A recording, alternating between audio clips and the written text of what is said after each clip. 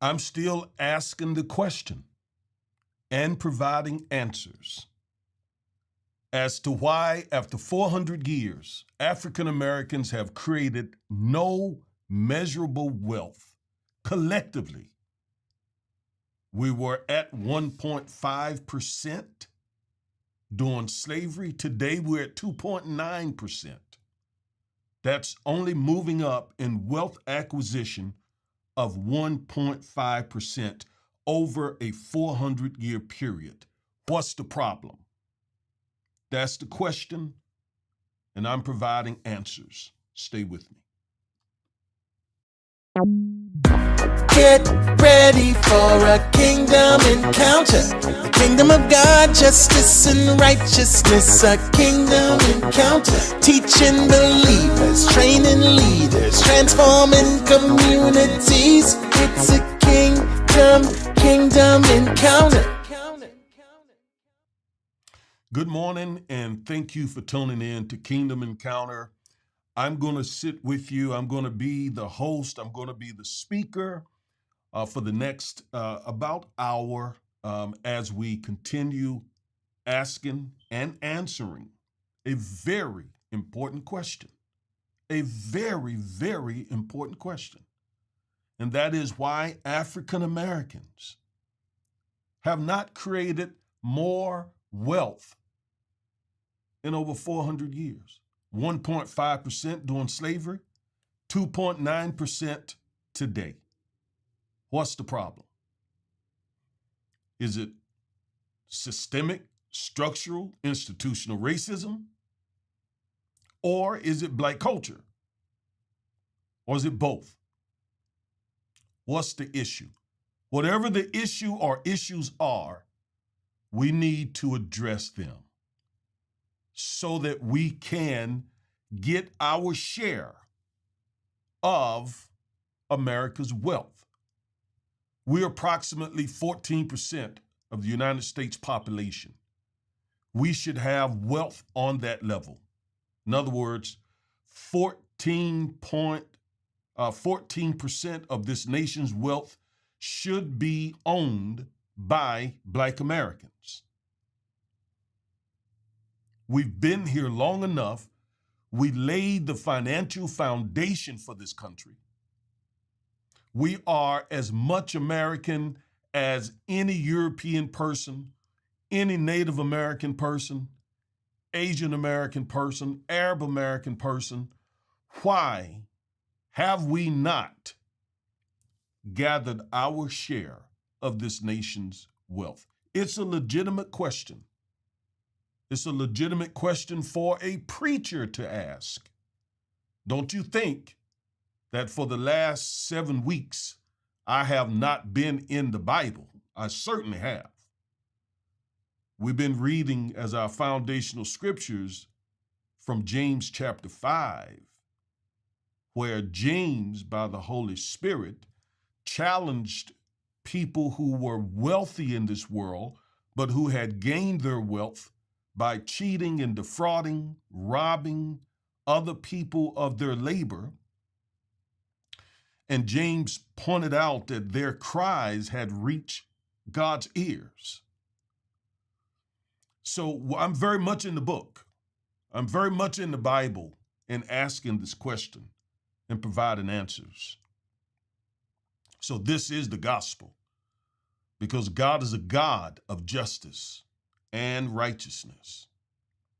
His throne, his kingdom is established upon both. Amen. So I told you my purpose for teaching this message is never to create racial strife. You don't need me to do that. That's been in existence since 1619, when the first 20 Africans were brought here and basically enslaved. So you don't need Augustus Corbett to create racial strife. The racial strife was here long before I ever thought about. So that's certainly, don't put that on me. That's not my doing. Okay, racial strife was and has been very much a part of this nation's history. No, my purpose for teaching this is to eliminate confusion among African Americans about this important question, to expose the racist methods whites have used to prevent or to destroy Black wealth creation, and to educate African Americans as to what we can do systemically, what systemic changes we can make to make it easier for Blacks to create wealth. And I've been doing all three of those things throughout this message. Now, last week, I spent a good amount of time talking about the land that African Americans have lost or have been stolen from African Americans. We looked and spent a great deal of time talking about this particular map. This map is very telling, very informative. It says in 1920, there were 950,000 Black farmers. In 2017, there were 35,000 Black farmers. That means 915,000 Black farmers just vanished over a 100-year period, just gone. And gone with them was all that land that we owned spread out across the country, primarily in southeast United States of America. So you see the darker colors there from all the way up to Delaware, all the way down to Florida, and all the way over to Texas, and then even some places out in the Midwest, out in the Northwest, Southwest. African Americans own land in these areas. But look at the map in 2017. That was just 5 years ago. And look at how all of that farmland has been taken from African Americans. I talked to you last week about how that happened, how the USDA and the FHA, through racial discrimination, enabled white farmers to basically take African American farmland. They were denied loans. They were racially discriminated against with getting assistance from the federal government. And as a result of that discrimination, African Americans over a long period of time lost a lot of land, farmland, valuable farmland. A lot of it, as you see here, is along the coast. It was along the coast of the United States of America. And today, those are some of the most valuable tracts of land in the country because obviously Americans love the beach, love going to the beach. I love the beach. I was raised up on the beach. And so we have essentially been robbed of all that valuable farmland that today has become very lucrative business developments. And as a result of losing or being robbed of all that valuable property, we in turn were robbed of a considerable amount of wealth. Considerable amount of wealth. So I broke this message down in 3 sections. First, I talked about chattel slavery. For 250 years, African Americans were property under the law. And obviously, you cannot create wealth when you are under the law, the property of another person. That kind of goes with common sense. And that constitutes more than half of the amount of time that we've been in this country. And then after slavery was abolished, the Jim Crow era started, where basically it was another form of slavery. Although slavery had been abolished legally, Jim Crow was basically slavery by another name, one author said. And that system lasted for another 100 years or so. And so in the last 60, 70 years, we have been post Jim Crow, but in a system that I describe as current day systemic racism. Current day systemic racism. And that's what I'm going to focus on this morning. I'm going to show you how current day systemic racism still tremendously hinders African Americans' ability to create wealth in this nation. Now, I always will acknowledge that you have some African Americans who are fabulously wealthy. But again, you can take, I told you this early on, you can take all the wealth of these fabulously wealthy African Americans and it would make a percentage, a small percentage of the wealth of, say, a company like Nike, right? Which we actually spend a lot of money with, buying their $200 sneakers. Or all the wealth of these very fabulously wealthy blacks would make a small percentage of the wealth of a company like Walmart. So just because a few blacks have made some money, right? I was looking at the wealthiest black list recently, the wealthiest African Americans. And yes, you got people like Oprah, you have Robert Smith, a man who's involved in the tech industry, Jay-Z, Kanye West, Michael Jordan, and a few others. But again, take all their wealth together, and it doesn't represent even 10% of the wealth owned by one man. What's his name? Elon Musk. I mean, he's considered the wealthiest man in the world, I believe. And what, about $200 billion? And so 10% of his wealth would be $20 billion. And all of the black people, all of the wealthy blacks, if you put all their wealth together, I don't think it would exceed 10% of what one white person has in wealth, Elon Musk.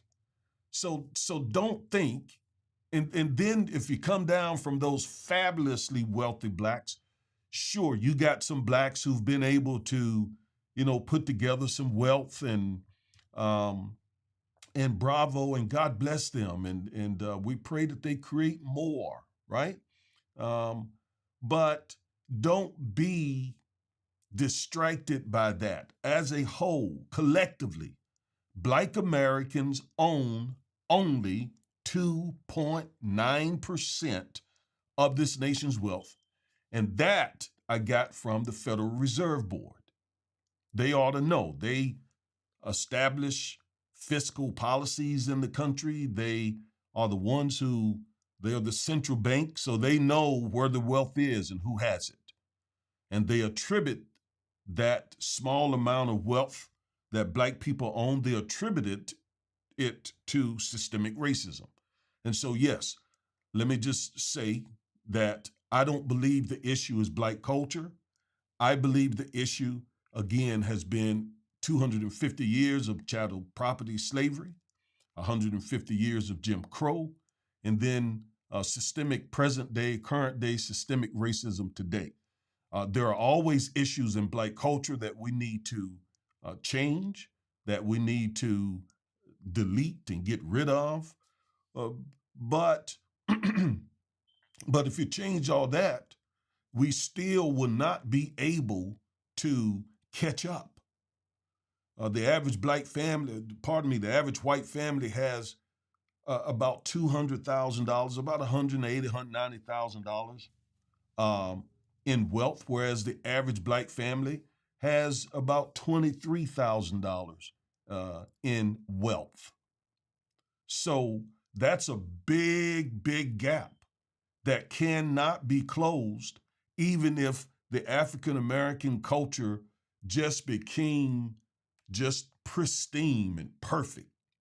It still wouldn't close that gap. It still wouldn't make up for all those centuries, those 3.5 to 4 centuries of us being relegated to second-class citizenship under the law, the customs, and so forth of this country. So it is systemic racism today. It was Jim Crow yesteryear and chattel property slavery the first 250 years of our existence in this country. All right? So I focus so much on land because God isn't making any more land. And the value of a thing is based on how rare it is. Diamonds are considered to be very valuable because they're rare. You don't just walk outside and find diamonds in your yard or at the park, just lying around. I mean, they're rare. And so the rarity of something determines the value of something. And so since land is not growing, there is a fixed amount of land, it has a tremendous amount of property value associated with it. So I focused on it because, again, whoever owns the land in this country are going to have a tremendous amount of influence and will likely control the wealth. You take a company like McDonald's, for example. The most prosperous and valuable part of the McDonald Corporation is not the hamburgers that it sells or those delicious French fries. My wife and I love McDonald's French fries, or the creamy, good tasting ice cream that they're made. Those things are not the most valuable part of McDonald's. The most valuable part of the McDonald's Corporation is the land that the McDonald's restaurant sit on. They own land in some of the most prosperous, most valuable communities. So a McDonald's, for example, in the heart of Midtown Manhattan, a McDonald's on Fifth Avenue, a McDonald's on Rodeo Drive in LA, or McDonald's sitting on the Magnificent Mile there in Chicago. Those land acquisitions by the McDonald's Corporation, that is the most valuable part of its portfolio. And the same is true with these other stores, Walmart, etc. That's what makes them so valuable. And because African Americans because whites have stole our land, it has seriously impaired our ability to create wealth measurably and collectively. And we're gonna look at that. We're gonna look at that this morning. All right, now, where do I want to start?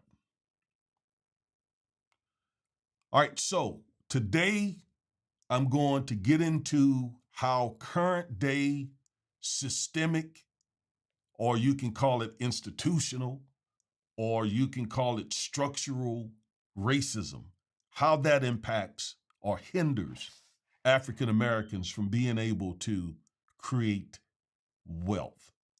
So we need to take a look at what racism is, because a lot of people are confused about what racism is. I was listening to a white pastor the other day, Pastor Ed Young. He's doing a series on woke, what it means to be woke. By the way, let me share an announcement. Pastor Will Gant, my first college roommate, a man I've been knowing 40 years. He and I are planning to do a Facebook Live discussion today on the topic of woke church, because this is a huge topic in the white evangelical church. I mean, they are talking about what it means to be woke. Everything they say, They're talking about woke this, woke that, woke this, woke that, woke this. Look, when the greater, the larger majority white community is talking about something, we need to listen because it's going to result in policies. It's going to result in laws. It's going to result in a certain thinking that's going to have implications for us. So we need to listen. And most likely we need to rebut what they're saying because they're certainly putting a twist on what it means to be woke. I did a video on that. Please go listen to that video and you will see why this is such a dangerous phenomena that's going on right now in our country. All right. So this white pastor, back to Pastor Ed Young. Pastor Ed Young defined racism as prejudging people. Well, look, that is one very, I would say, insignificant way of defining what racism is. It is not the most salient, most significant part of racism in America. And so let's look at why I say that. Let's start by looking at a definition of what individual racism is. There are essentially two types of racism. Let me look at you when I say this. There are two types of racism. There is individual racism, and then there is systemic or institutional or structural racism. Individual racism was what Ed Young is referring to, and that's typically what you're going to hear from white evangelicals and white conservatives. If they even acknowledge any kind of racism, they're going to just acknowledge basically basic individual racism. They deny that there's systemic racism. They deny that there's institutional racism. They deny that there's structural racism. And by the way, let me include in that group not just white evangelicals and white conservatives, but also even black conservatives will also deny that there is systemic racism, structural racism, institutional racism, because sadly, unfortunately, and embarrassingly, many African-American conservatives are basically ventriloquists for white conservatives. I mean, they just basically start repeating the talking points that comes out of the conservative think tanks and the white evangelical churches and Fox News. They just start repeating things without doing their own critical thinking, their own research, their own studying. They just start repeating this stuff. So white evangelicals, white conservatives are gonna restrict their understanding of racism to individual racism, and they're even going to water that down, right? But they're going to stay with individual racism. All right, so I want to give you a definition of individual racism from Dr. James Jones. Dr. James Jones, who wrote a great book. I spoke to him. He's a professor, or he may be retired now, wrote a tremendous book entitled Racism and Prejudice. He's a sociologist with many years of experience studying this topic, knows a whole lot more about it than I do, and most other people. And this is the definition that he has given for individual racism. He says an individual racist is a person who believes black people are inferior to whites because of physical traits. That right there is so important. It is so important, the nuance of what he said. He said that individual racist is, let's go back. I want you to see this. It's very important. is a person who believes black people are inferior to whites because of physical traits. Now, watch what he didn't say. Watch what he didn't say. He didn't say an individual racist is a person who necessarily hates blacks. Okay? I want you to see the nuance. He said an individual racist is one who believes that blacks are inferior. Not that they necessarily hate blacks. Now, you do have some individual racists who hate blacks. Dr. Joel Covell says that there are two basic types of individual racists. One is the blatant racist, and one is the sort of the passive racists, right? The blatant racists, those are the folks who we see on the street corners with their, hate signs and Confederate flags and so forth. These folks, and they go out and commit violence, and they like the dude that shot and killed all the black folks in Buffalo, New York, a few years ago, or Dylan Roof, who murdered the pastor and all those blacks at that Charleston church. Those are blatant white racists. But then there are passive white racists who they would never do something like that, would probably never use the N-word around a black person, but they yet believe that blacks are inferior and that blacks should be relegated to a certain class status, and that blacks should not, be in positions of authority, be in positions of power, live in their neighborhoods or attend their churches. They're not blatant racists, and they would deny, because see, when we say individual racists, and that's why I'm pointing out this nuance, they would deny hating blacks. They would say, I don't hate blacks. If you said that they were a racist, I don't hate blacks. I don't hate anybody. I love everybody, is what they would say. You got friends like that. I have friends like that. I know whites like that. I don't hate anyone. I don't hate black people. But an individual racist is not one who necessarily hates blacks. He or she is one who believes that blacks are inferior to whites. All right? That's a critical distinction, because again, most whites would say, hey, I don't hate blacks, but I don't want them in my neighborhood. Why? Because I think they're inferior. I don't want them in my kids' schools. Why? Because they're thinking that blacks are inferior. You follow me? All right, let's go back. An individual racist is a person who believes black people are inferior to whites because of physical traits.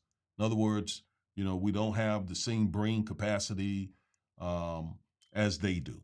All right.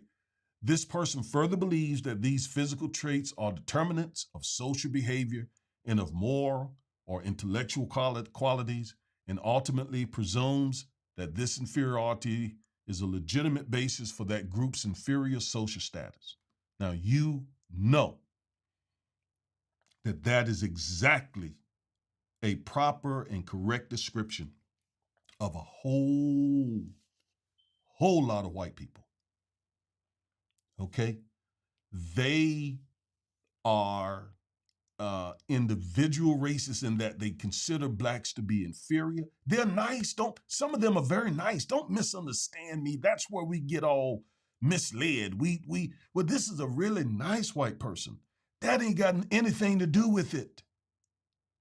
Donald Trump was a really nice person to all the rappers and the black rappers, the black entertainers, the black athletes that love him.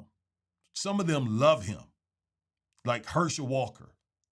What's his name? Dennis Rodman. some of the rappers, they rapped about him in his song. Why? Because he was real nice to them.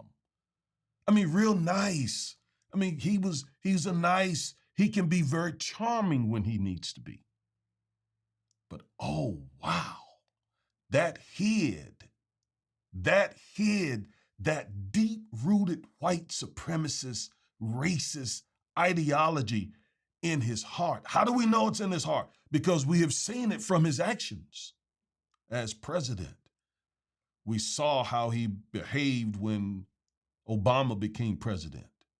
He did everything he could to delegitimize and disrespect the first black president, called for the deaths of the Central Park Five, called Africa a blank hole country, and it's not a country, but continent, a blank hole, whatever, continent.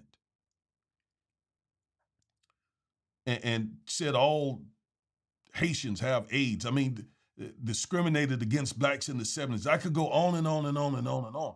But when necessary, he can be very charming to black people.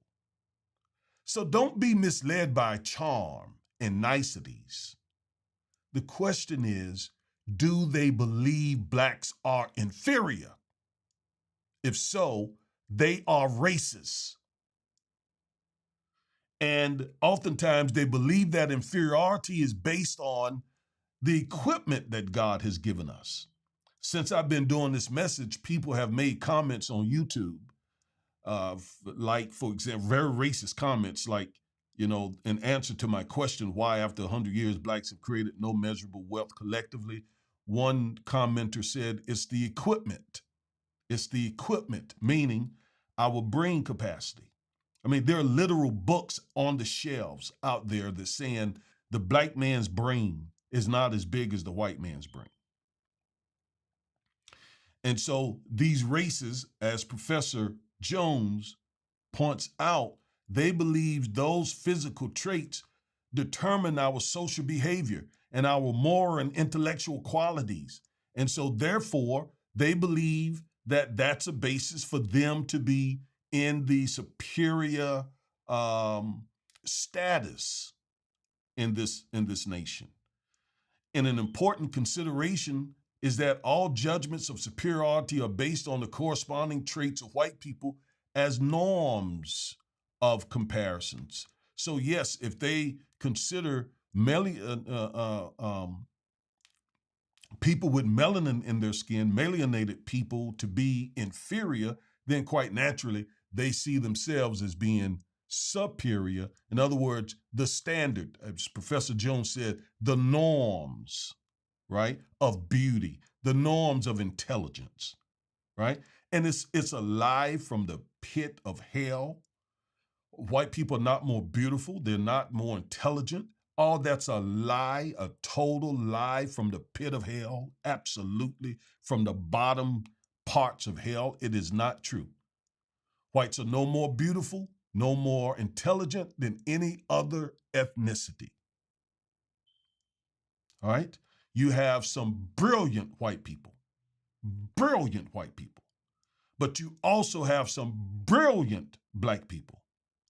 And if you look at the percentage of brilliant black and white people, they're about the same, because God didn't say, I'm going to give the white ethnicity, the European, I'm going to give them an extra dose of intelligence. No. If you believe that, you believe God is a racist. And there is nothing in God's creation, in God's character, in God's word that suggests that God is a racist, or that he would create a racist, a superior ethnicity or group of people. Nothing to suggest that. Even Israel, whom he chose to bring Jesus through, were not and are not superior in any regards. In fact, he said that they were the least, the bloodiest of all people. Look in Ezekiel chapter 18. All right. So in individual races, again, I want you to keep in mind, is one who believes that blacks are inferior because of our physical traits. And because of those physical traits, our physical traits determine our minds, our subpar inferior minds determine our social behavior. So those people would go into an area like South Dallas, where there's a lot of poverty, a lot of mental health, a lot of mental illness.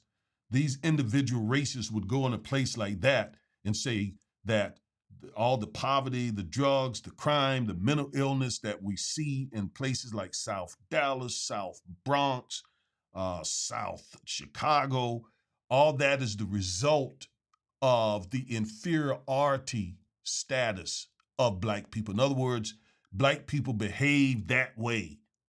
The Black people are disproportionately incarcerated because of their physical traits, which causes them to behave like animals, which causes them to behave like criminals.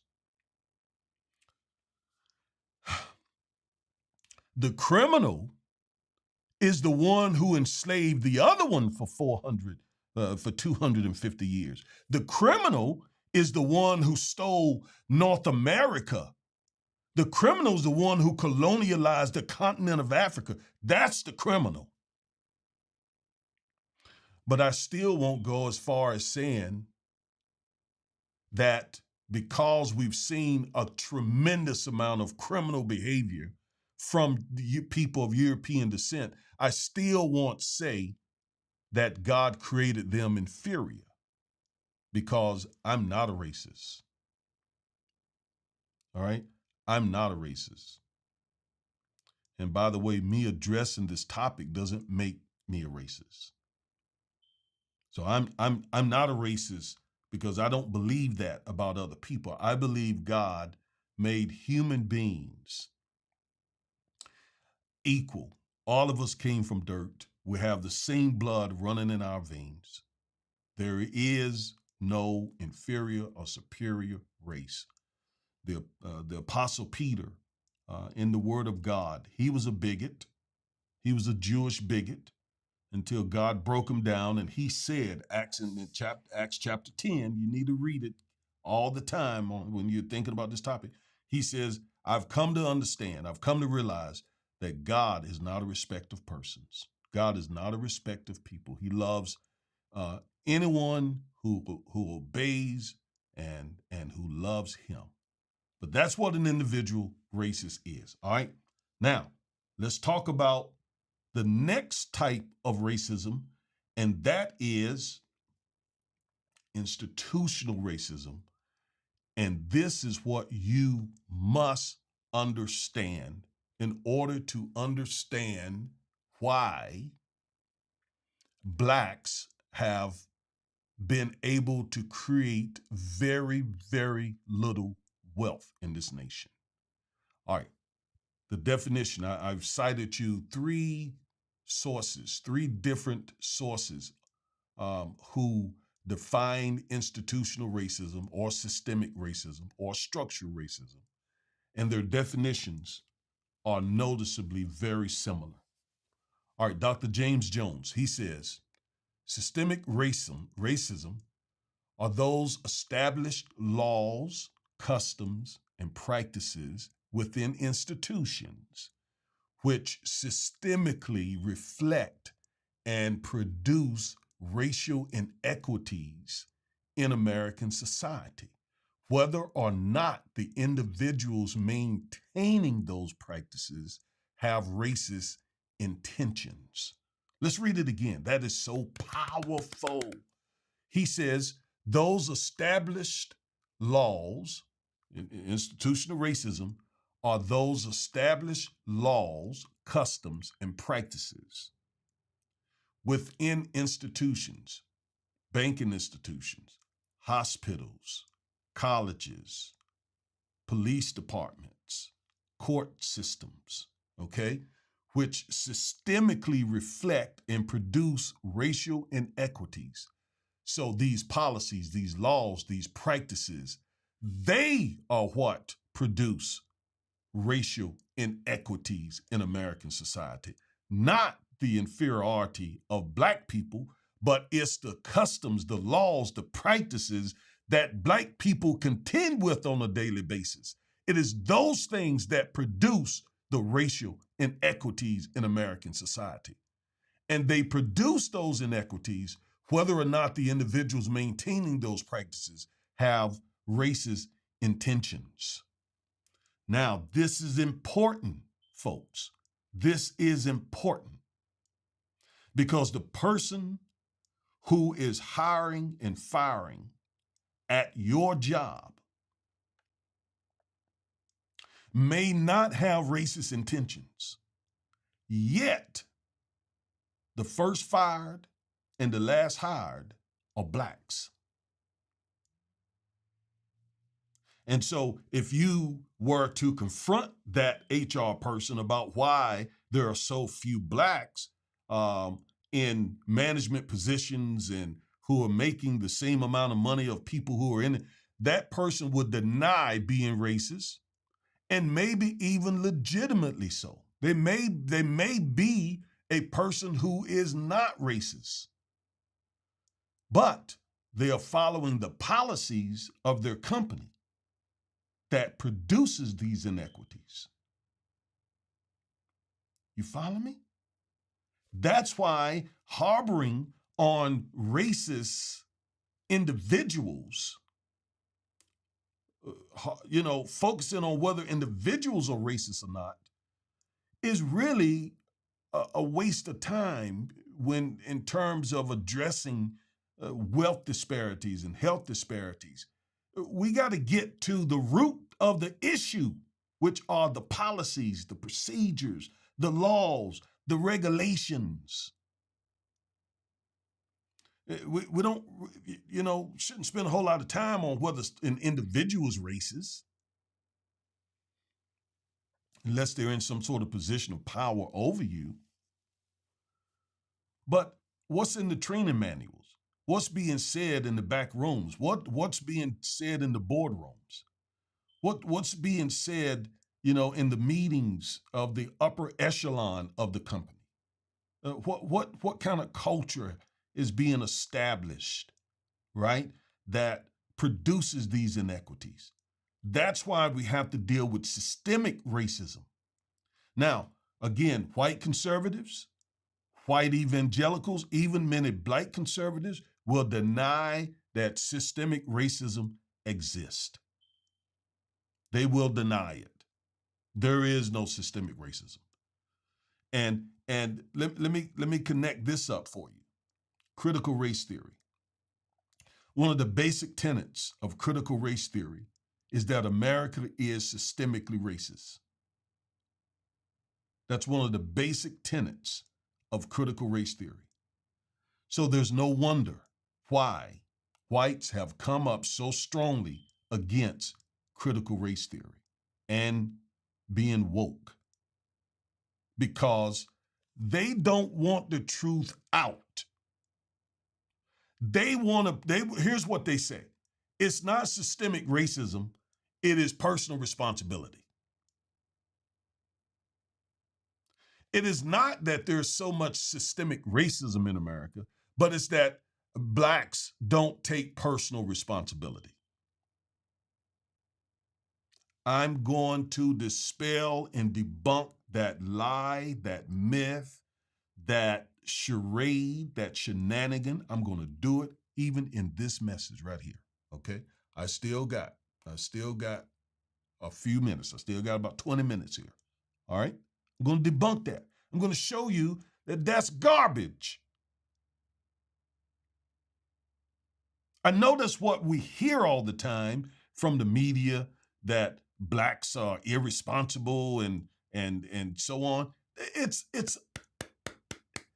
a lie. Most African American people are hard-working, law-abiding citizens.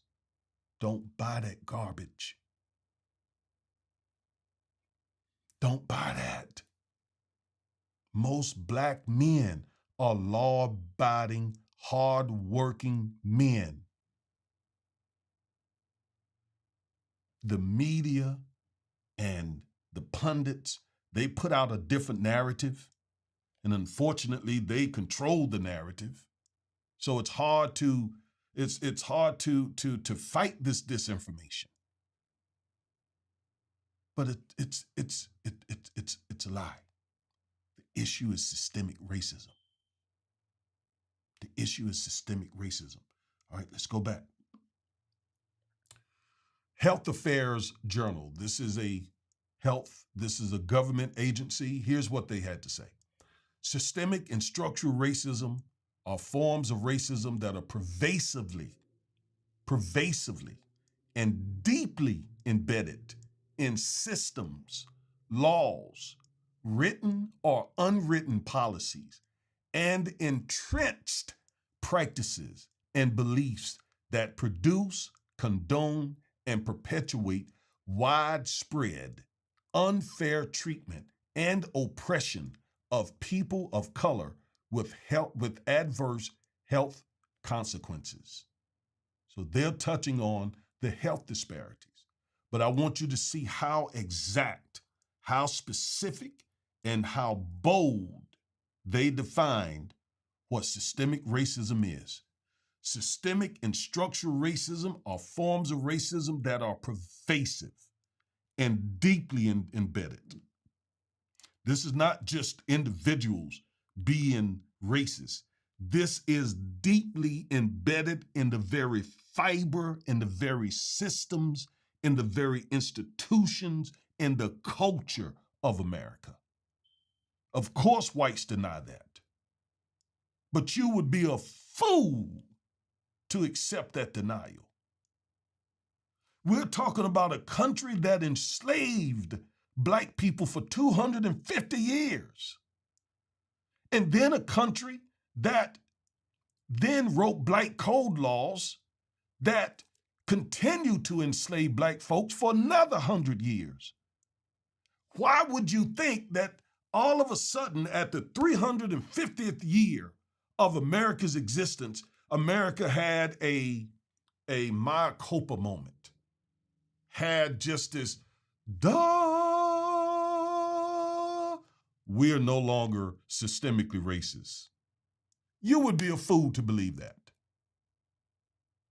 This thing is too embedded, too pervasive, too entrenched in America's blood system for the nation to just suddenly now to become fair and equitable. That's crazy. The laws have been changed. We thank God there's some progress on that, right? Some Black folks have been able to move out of poverty into middle class. We thank God for that.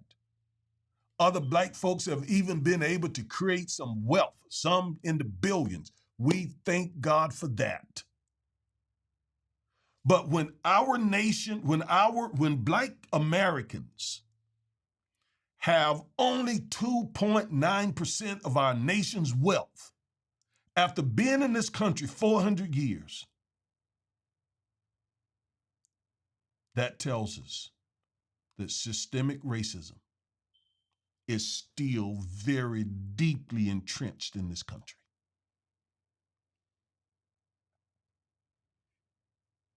Very, very entrenched and pervasive. That's what the word pervasive means. Widespread. It covers the whole nation. It's not just in pockets. It's pervasive. Let's go back to the definition.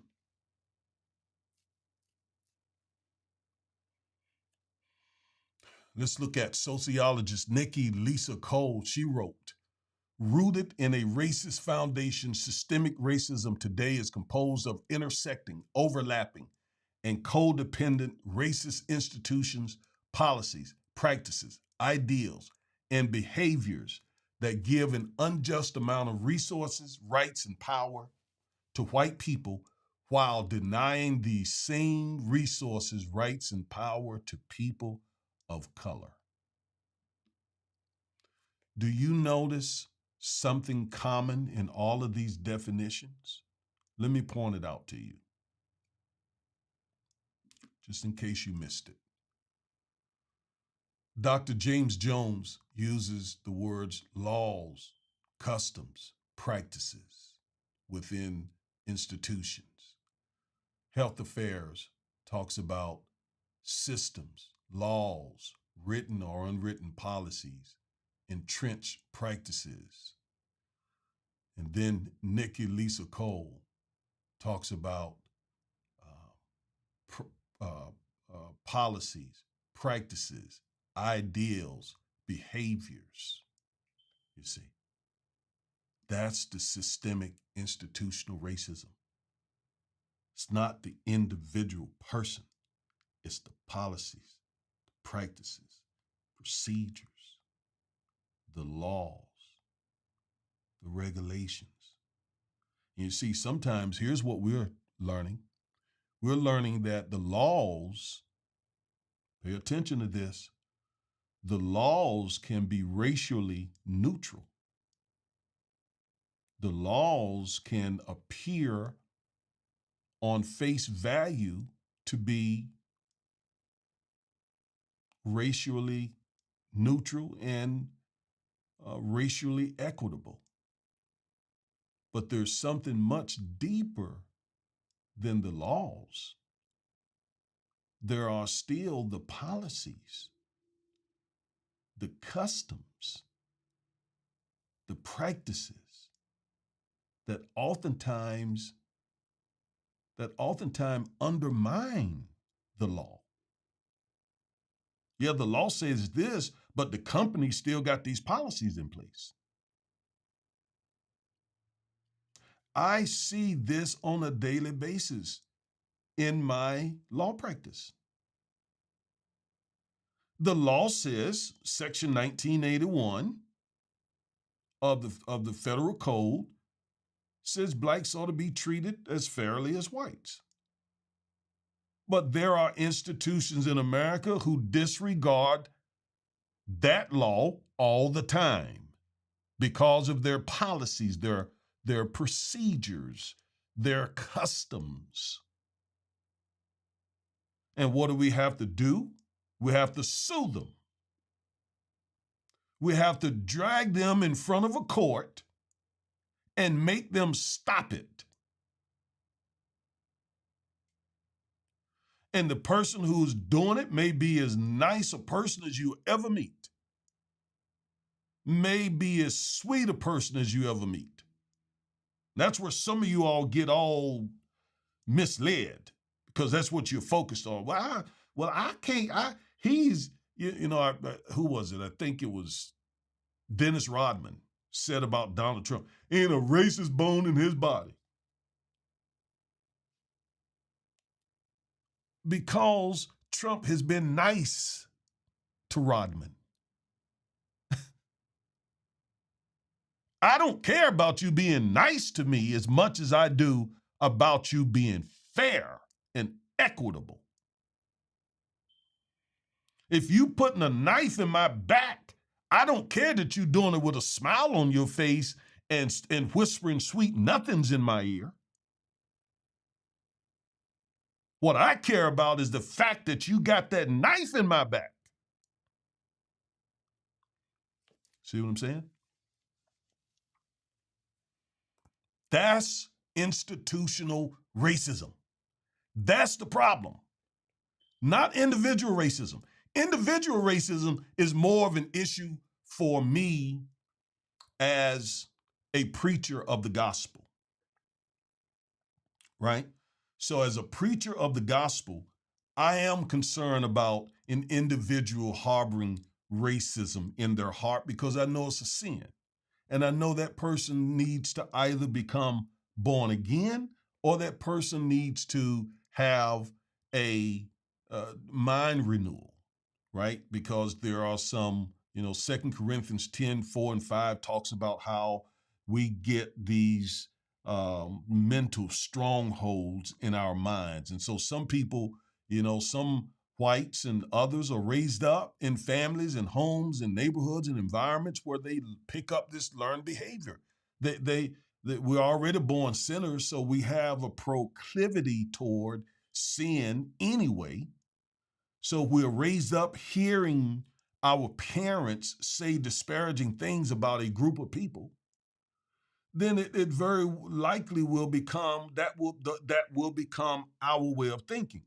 And so Paul tells us in Romans chapter 12 that we got to renew our minds so that we're not transformed to this world. So as a preacher of the gospel, I understand and I take seriously an individual's racist behavior, or an individual's, whatever sinful behavior. So I'm concerned about that as a gospel preacher. But as an attorney, as an African American man, I'm not so much concerned about that as I am about the systems of oppression, the policies and regulations in these institutions that have seriously impacted African Americans' ability to create wealth. All right, so I hope you understand that. Now, there's so much more I could say about systemic and individual racism, but I want to move on. Let's talk about some of the racist institutions that I have been referring to, right? Let's start first and foremost, as believers, let's start with the one that we know the most about, and that is the religious system in America, all right? Talking about churches, seminaries, Bible schools, Bible commentaries, pastors, preachers, etc. Now, you would think, if you're naive, you would think, well, to be sure, there's no racism in the religious institutions of America. I mean, after all, these people are Christians. These people are Christ-like, and Christ wasn't a racist, so I can. Yeah, that's what you would think. But sadly, it's not the case. Unfortunately, it's not the case. History tells us not the case, because 3 of the largest denominations in our country all supported slavery. Southern Baptist Convention, the Methodist denomination, and the Presbyterian. They were the largest 3. They all supported slavery during slavery. There were ministers, their ministers, their seminaries, their Bible commentaries, they were all in support of slavery. And they were in support also of Jim Crow segregation. Okay? And while they may have acknowledged and issue words of forgiveness for supporting slavery and Jim Crow, many of them today still harbor racist ideology that emanates through their seminaries, their Bible commentaries, their books, their pastors and churches. If you don't think so, go on Twitter and find Reverend Dwight McKissick, who pastors a church here in Arlington. He pastors a Southern Baptist church here in Arlington, Texas. He is probably the most outspoken African-American pastor within the Southern Baptist Convention. By the way, I attended a Southern Baptist seminary, Southeastern Baptist Theological Seminary. I didn't graduate, but I was there about a year. And I got to know a lot of whites from Southern Baptist, from the Southern Baptist Convention. And let me tell you this, just what I'm telling you. Every one of them that I had personal dealings with were very nice people. Very, very nice people. Tony and I was in seminary, and we were very poor. And there was one time where the motor in our car went out. a Honda Accord that the motor went out and it was like $3,000-4,000 to get it fixed. We didn't have that money. I was in seminary. And so we were looking at a situation of being without a vehicle. Well, a white fellow seminarian and his wife, he was white, if I recall, I think he was white and she was Chinese, or vice versa. He might have been Chinese and she was white. I can't remember. But they were going on a mission trip for 6 months. And there were other people in our little, apartment community that also needed a vehicle, but they gave it to us. They didn't give it to us, but they loaned it to us while they were on this missionary thing. And I think it was about 6 months. And other seminarians were like, why did you give it to them? But they literally lent us their car. And that's how Tony and I got around until we got our car repaired. So don't misunderstand me. Very nice people. They were very nice. We lived right there on campus in some campus apartments. And these people treated us very well. Very well. Okay? Very well. I'm not talking about the individual. I'm talking about the institution. And the Southern Baptist Convention has a sordid history of racism. I'm not talking about the individual seminarians or the professors. I'm not talking about them. And I'll tell you another thing. If you, as an African American, if you have conservative leanings, if you have conservative beliefs, if you agree with them on a lot of these cultural issues, they will be even nicer to you. Right? I mean, there are black conservatives out there who say everything these white conservatives want them to say, and they roll out the red carpet for those black folks. And give them, I mean, some of those black conservatives are doing very, very well by simply repeating the talking points of white conservatives. Very, very, very well. They are basically monetizing being a black conservative. All right? Not to malign or disparage every black conservative. I'm right of center. I'm conservative on a few issues. Don't misunderstand me. But because I am what one would consider black and conservative, I know personally how they will do if you are in agreement with them on certain issues. But I rejected it personally. As much as I am for righteousness, I am also for justice. And I'm not going to give more heavier weight to one or the other. All right, back to this. It is the institutional, systemic, structural racism that is the problem. And we see it in our religious institutions, not only in the seminaries, but the Bible commentaries. It's one of the reasons why I love Dr. Fred Price, the late Dr. Fred Price. Dr. Price was all up in the higher echelon of white evangelicalism. I mean, he was a featured speaker, specifically in the so-called Word of Faith, charismatic part of white evangelicalism. And I mean, he was celebrated. And, Dr.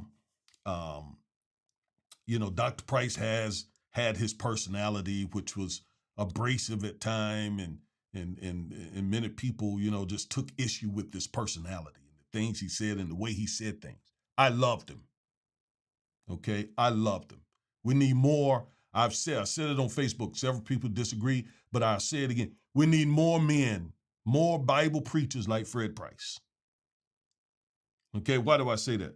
Because the man, never a scandal, faithful to his wife, a preacher of righteousness and justice. All his children are God-fearing, saved, spirit-filled believers today. Probably most of his grandchildren and great-grandchildren. Did tremendous work for the community around his church. Tremendous work. Had all kinds of programs for the community. Yeah, we need black preachers like that. We need more like that. We need more just like that. Okay? Put his abrasive personality aside for a moment. We need more with that kind of substance. They laid the red carpet out for Dr. Price until he challenged racism in the church. For a whole year and a half, he challenged racism in the church. And they turned their backs on him, and many blacks. So yeah, you taught that talk, boy, like my father used to say, they'll go along with you. All right? But you stop talking that talk, you'll become in trouble. Anyway, white Christian leaders provide the theological support and justification for racism. That's important. The real motivation of racism and white supremacy is the money, right? It's about money. Money, then what comes with money? Power. What comes with power? Privilege. But it's money. The love of money is the root of all evil. But how do they live with themselves doing this to people? How do they excuse it? They excuse it from what's coming across the pulpits of white evangelical churches.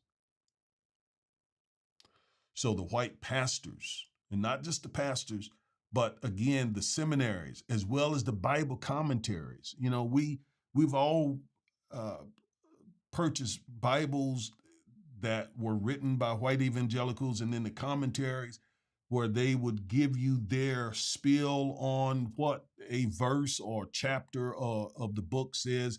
That's oftentimes where you will find that sort of white-leaning, white supremacist thinking, their interpretation of Scripture. All of that informs, all of that becomes preaching points and talking points of not just white preachers, but even many black preachers. I remember a few years ago, I started wanting to read more about Christ from the African perspective. The African perspective. And I began to start searching. I'm tired of this. Everything I read is written by white evangelicals. I want a different perspective. Because what you look at something through affects how you see it, right? Sometimes I have to clean these glasses because they got dirt on them and I can't see clearly. And I take the glasses off, so I'm like, whoa, I didn't even see that. Put them back on and I'm blind again. And I know the glasses are intended to make me see better, but if there's something on them, you follow me? So white Christian leaders provided theological support and justification for racism. Many white pastors strongly oppose social justice, calling it Marxism, calling it secularism, sinful, etc. That spreads throughout America. Throughout America, you take somebody like Billy Graham, the late Billy Graham. Billy Graham probably was the most influential white evangelical preacher ever in this country. And from some reports, Dr. Graham and Dr. Martin Luther King were friends, were buddies. But Dr. Graham had a certain point that he would not go with Dr. Martin Luther King on the issue of racism. He'd go to a point, but he wouldn't go where he needed to go.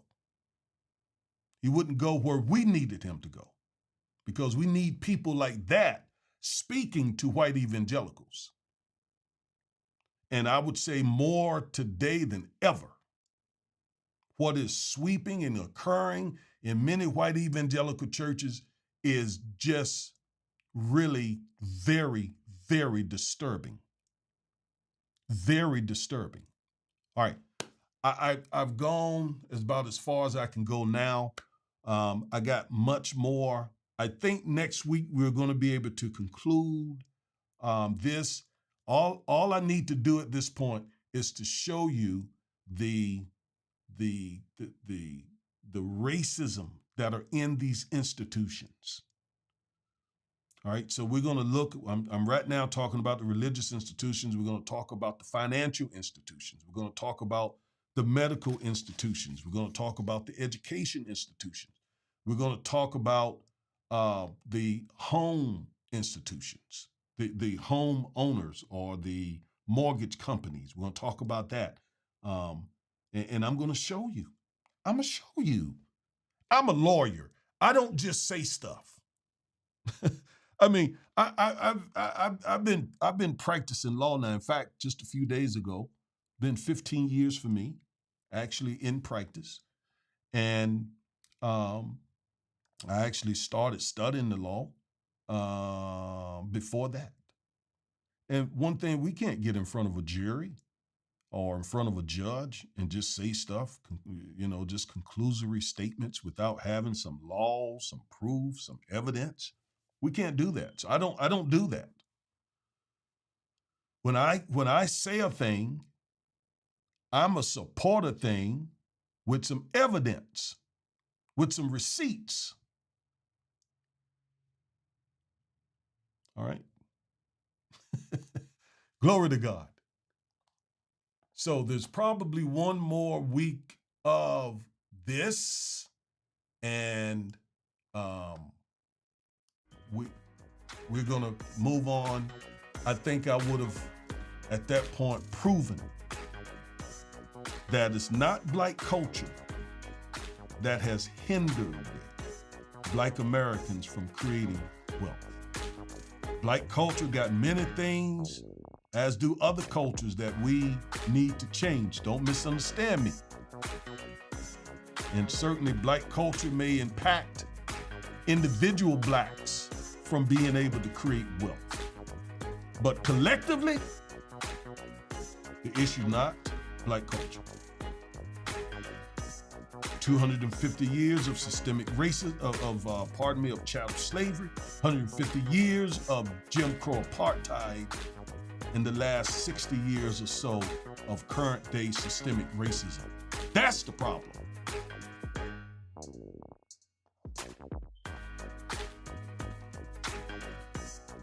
All right, we out. Peace. Love you. Come back next week. Also remember, today, this evening, I don't know what time, let me see, maybe about 6 o'clock. Pastor Will Grant, good friend of mine, and I are going to come on Facebook, YouTube, etc., and we're going to talk about what it means, what woke means. Woke. Because you hear that word a lot now in white evangelical circles. Woke. Well, it's time somebody start responding to what they're saying about woke. And Will and I, we don't have the platforms that Creflo Dollar and T.D. Jakes and other big time preachers have. But we're going to use what we got. We're going to use what we got to talk about this issue. And I don't know what Will thinks. This may become a debate between us. I don't know. But we're going to talk about it. All right? So I'm going to say today, 6 p.m. Central Standard Time. I'd love for you to join us. And I want engagement. If you join, I want you to comment. We may even have some of you call and share your opinion. Today, 6 o'clock. Love you all. God bless you. Peace.